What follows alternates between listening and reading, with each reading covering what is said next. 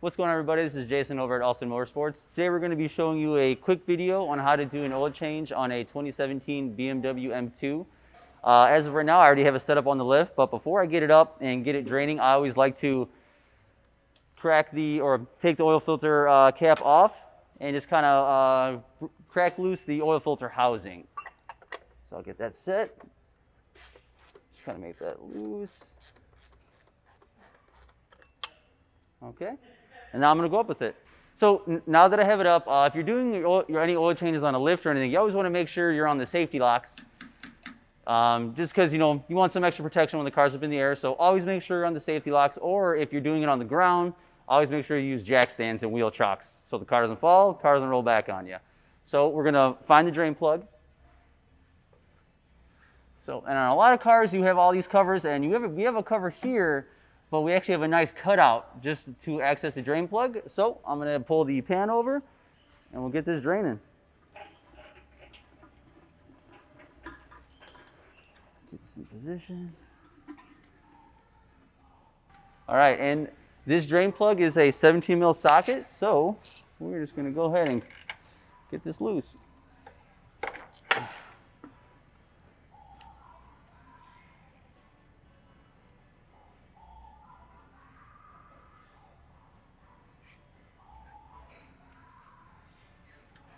All right, get that draining. And you always want to make sure you replace the crush washer on the drain plug. If you don't replace them, a lot of times they can leak, and you're already here, might as well just do it so you can prevent any leaks in the future.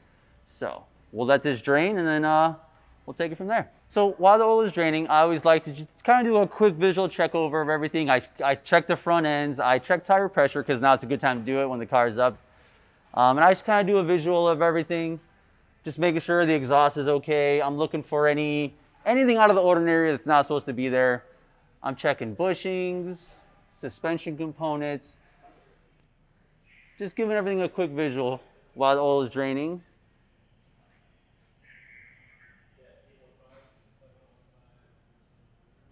And I'll go to the front, check the front stuff out.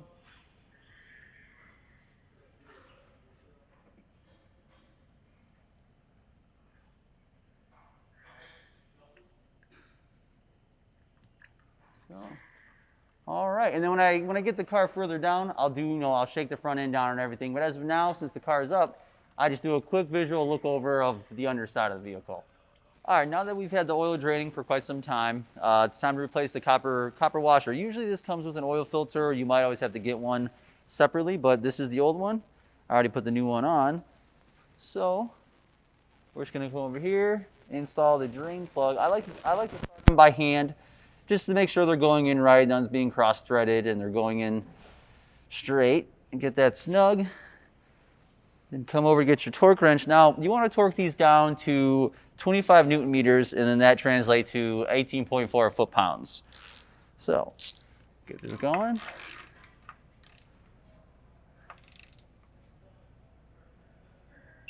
All right, that's good. And then, what I like to do is clean it off. Just, they'll help make sure, there's no leaks. You can see everything's nice and clean. There shouldn't be any leaks because with the new copper washer, you should be good to go. So I just have to clean it off.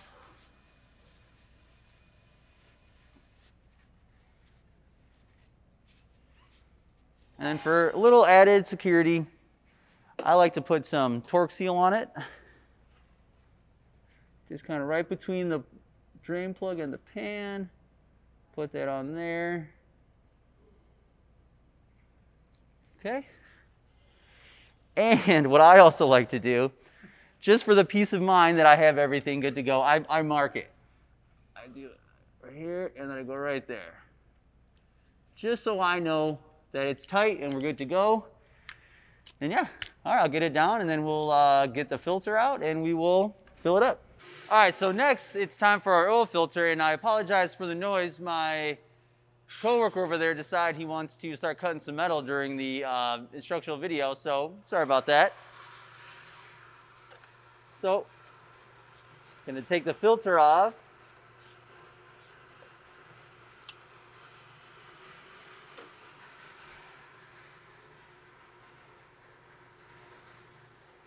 So for this, you're gonna pop the filter off, and there's two O-rings. There's an O-ring right here and an O-ring right here. And those are gonna come with your new oil filter.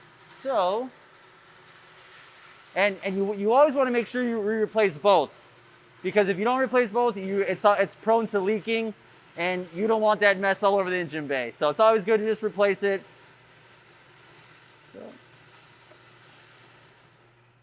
A tiny bit softer. Okay.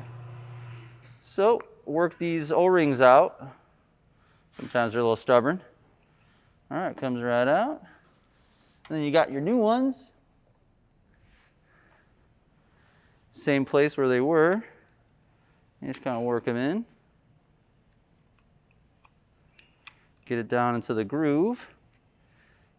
You always want to kind of pre-oil them so there's a nice seal when you're going in. It's you're not putting the seal in dry.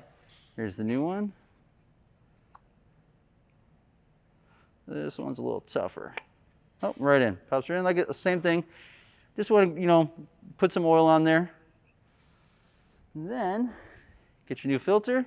Same way you took it off.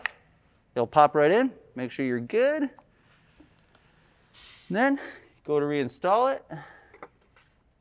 Always start it by hand because you always want to make sure that it's threaded nicely.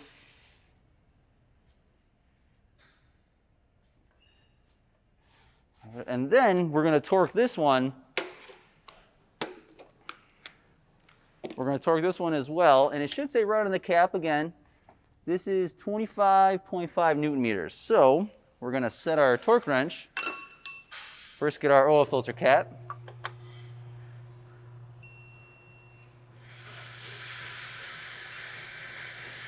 So same thing.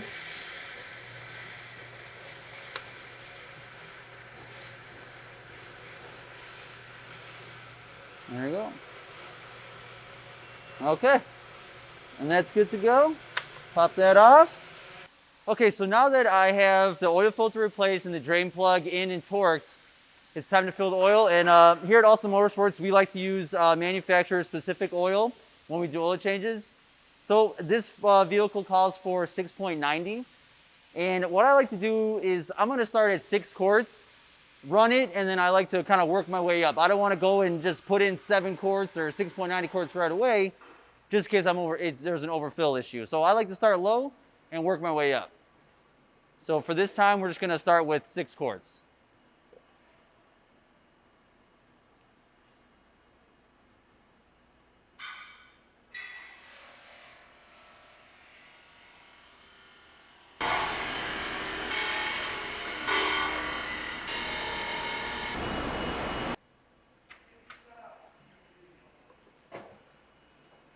Okay, so now that I have 6 quarts in here, I'm going to go ahead and put the oil cap back on.